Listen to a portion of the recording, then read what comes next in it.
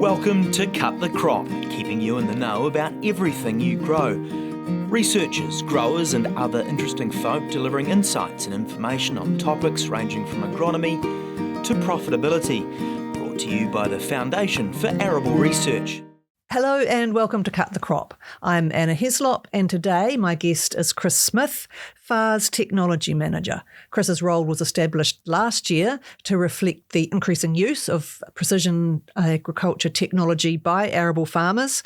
And what we're going to be talking today about is yield mapping, because that's where a lot of growers start when they start with precision ag. So welcome, Chris. Thank you, Sam. Thank you very much. Why is it that yield mapping is a good place for growers to start? It's a good starting point for basically what you're doing is mapping the variability across your farm. So then you can see there's different areas, you're getting different yields. So then you can identify those different areas, look at why some of them are high yielding, why some of them are low yielding.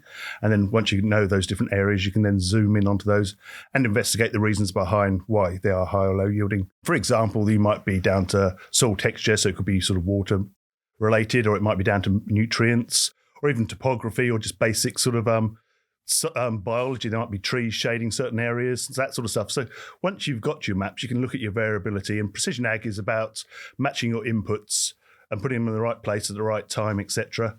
So it's looking at that. And also, there's a lot of things that lead on from that as well. There's like trial management. So you can look at trials.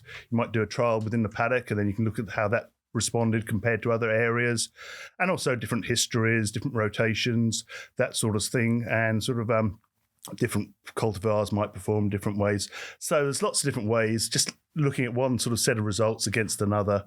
And you can also use it for sort of irrigation efficiency and see how that compared with other areas. And the more years worth of data you get, the more sort of robust it becomes as well, because it then takes out the differences from specific dry years or wet years, etc. So there's a lot of reasons why to do it, and it's a good starting point for most things. It probably brings up more questions than answers, like a lot of these things, but it helps you focus where to look next. So a lot of growers, especially if they've been on their farm for a few years or a few generations, they kind of know anyway which paddocks and which bit of the paddocks have a dry spot or a wee shingle bit through them or a high or low.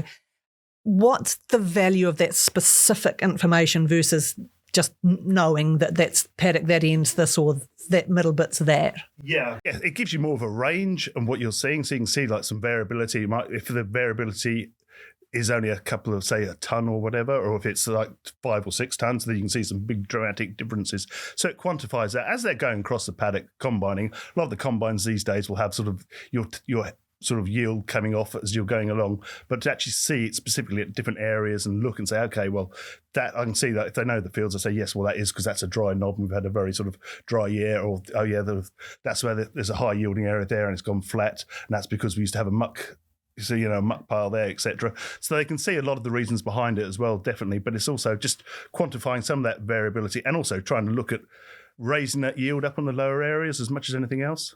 So we're getting towards the end of harvest in Canterbury anyway. Yeah. People have been using their yield monitors, and you've been talking to a couple who have had some interesting results, more interesting than they expected. Also, I was talking to another, one of the pathfinders the other day, Andrew Darling, who's looking at using N sensors to actually reduce his nitrogen use on the farm. And he's did a best practice plot versus his using the N sensor, and he's seen no yield difference, which is great, which means he can actually, he's put about 50 kgs less per hectare of nitrogen over those areas where he's using N sensor. So it's really affirming that. And likewise, I caught up with another grower the other day. He had a paddock that was split into 3 different, last year it split into 3 different crops, and this year he's merged it all and put it into wheat. And as he was going across the paddock, he could see the differences coming up. And it's only when the map sort of finished itself off at the end, he could see the 3 different paddocks had 3 different yields on there. And there was, we still got to calibrate the data up, but it's looking like there was a range of 2 to 4 tons difference on one paddock compared to the other, sort of for different reasons. So we're now looking at that and trying to investigate why he was getting those different yields. And some of that at least will be down to that paddock history. Absolutely, yeah. So it's down to those different paddock histories. It's also looking like it was down to his previous herbicide management, etc. There was a lot of grass weeds in one part and there were no grass weeds in another part. So it's looking through that and also looking at the previous histories, the previous cultivations. And it just helps you sort of hone in on those differences and look at reasons why things are different and try and bring them up where you can.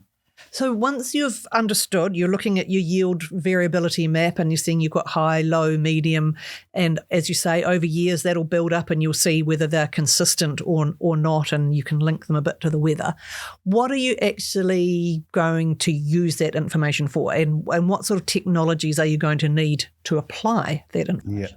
So I guess once you know your different uses, it's the software packages you get as well for the you'll get a mapping program with the combine. Most of the providers will be able to help you with that, but it's looking at that data and then drilling down and then say, okay, well, I can see I've got differences here.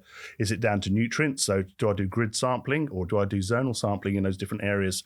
So I might sort of take samples within the lower sort of area with the lower zone yielding area and take samples in the higher area and just look at those and see whether it's down to pH, etc. So a lot of people are using those maps, those maps with the yield maps. They're looking at the nutrient maps with the yield maps, and likewise, if they've done a survey, a soil texture survey, they'll be looking at that with it as well. I've seen clients before who've actually sort of they've worked with put moisture probes in the different soil types, and then they've tried to keep the water up to the lighter soils. And then when they came in with did the yield mapping, they saw that they'd actually jeopardised some of the yield. They lost some of the yield on the heavier areas because they've tried to keep the water up. So not only have they applied too much water on those heavier areas, it also had a yield penalty. So it brings that up, and then they can say, well, there's actually a good point here to justify putting on variable rate irrigation, so I can manage that in the future. So it just helps you with a lot of. It's an appliance of adding different technologies afterwards, really, in different steps. So if you've identified different pHs or general fertility issues across those different zones in your paddock, how easy is it now if you don't have your own spreader to treat them differently? Yes, in Canterbury, not being Canterbury specific, but all the contractors now can actually sort of do variable rate applications, and for lime and things like that, there's definitely be a place for the contractors to do it. So even most of the South Island now, they've got that. A lot of the contractors have got that capability. It got to the point where a few of them had it, and then they were the ones who were getting all the calls, and if you didn't have it, you were missing out. So it's definitely a case of it's quite common practice now to be able to do it. And a lot of the actual spreaders these days people are buying have got that capability. So it might be just a case of buying a cable to match a controller up to a specific sort of fertilizer unit, and that way you can do it yourself as well. But mainly with lime, because it's in such a big bulk, the contractors are doing it. Unprepared question, but are there any kind of economic figures or, profitability figures linked around this sort of management? Yeah, absolutely. I mean, especially with variable rate fertilizers, nutrients, with sort of pH, you're looking, that's probably the lime applications where you make your biggest saving. With your P and your K, it's more about putting it where it's needed and not putting it where it's not needing. So you're mining down your excesses and building up your sort of other areas. And also you can look at if you've got certain area that over several years you can't get your yield above a certain point, then with those areas you just cut your inputs on those areas, so you can make a saving that way as well. So there's a lot of different ways of skinning a cat, as it were. Yeah. Okay, so I'm just going to go back to the basics again. I've got a brand new combine harvester, as they say. It's got yield mapping in it. Where does that information go? What do I need to do with it? Because I don't know anything about this. Yep, that's a good question. There's different manufacturers have different ways of doing it. Some of them, like John Deere, they'll send it off straight to the cloud. A lot of the other systems, they'll store it on the combine itself, so you can actually go in with a USB stick or something called an SD card, which is a security data card. A lot of those systems use that as well, so you can get that data and then you can take it off that, and you'll put it on your computer, and there'll be a platform there, a yield mapping platform that you can use it with. The trouble with the SD cards is most of the computers these days don't actually have an adapter for them, but you can get those from most retailers for $30 to $40, and then you can read the card. I'd also say, actually, at the end of each season, put a new card in, or have two cards prepared, and halfway through the season, swap the one card out for another, because you don't want to lose all your data halfway through. Because one of the most important things about yield mapping is it's a one-off operation, and you've got one chance to capture that data, and if you don't capture it on that time, you've lost it. You can get pretty close with aerial imagery, but you'll never actually get the true quantitative values again. So you need to make sure you have it, and the more years worth of data you have, the more value it does become. So once you've got that data, can you analyse it yourself, or do you need a consultant, some expert to come in and help with that? You can analyse it yourself. I mean, a lot of the software packages will smooth out some of the errors. So you can actually look at, there's other softwares out there where you can actually go into the data and actually take out some of those errors and fine tune the maps themselves. But the general maps you get off the software is it's a trend. It's a good trend. You can see your higher. It's showing you your different zones. But there are a lot of companies out there who offer different packages to do that, and you can do it yourself. But it's a case of time, etc. And it's one of those things. If you only use the software once a year, it'll take you a lot longer than somebody who's using it all the time. So there's pros and cons of doing both methods. Okay, so if somebody's thinking about going into yield mapping, setting up management zones, what's your first most important advice for them? I would definitely make sure the data's good, because if it's rubbish in, it's rubbish out. So how do you make sure the data's good? So you make sure that you've got all your yield monitoring data before the harvest starts. You make sure you've got your sensors, your flow sensors, your moisture sensors, etc. Everything's working. The paddles on the elevator are all good, so otherwise you'll end up having jumps in the yield and that sort of thing. The computers are talking, the GPS is working. It's like you get your combine service at the beginning of the season. It's like electronic service for the combine as well. Okay, well, anything else you want to add on that?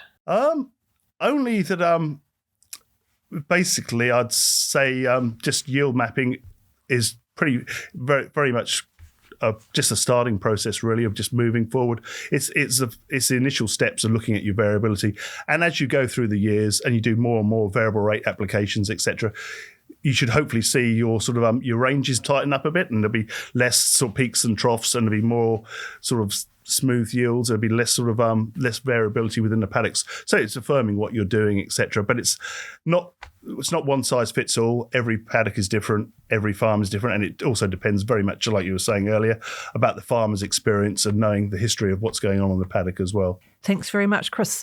Thank you, listeners. Have a great day on the farm. Thanks for tuning in to Cut the Crop, presented to you by FAR. If you'd like to know more about any of the topics discussed or have any suggestions for future topics, go to www.cutthecrop.co.nz.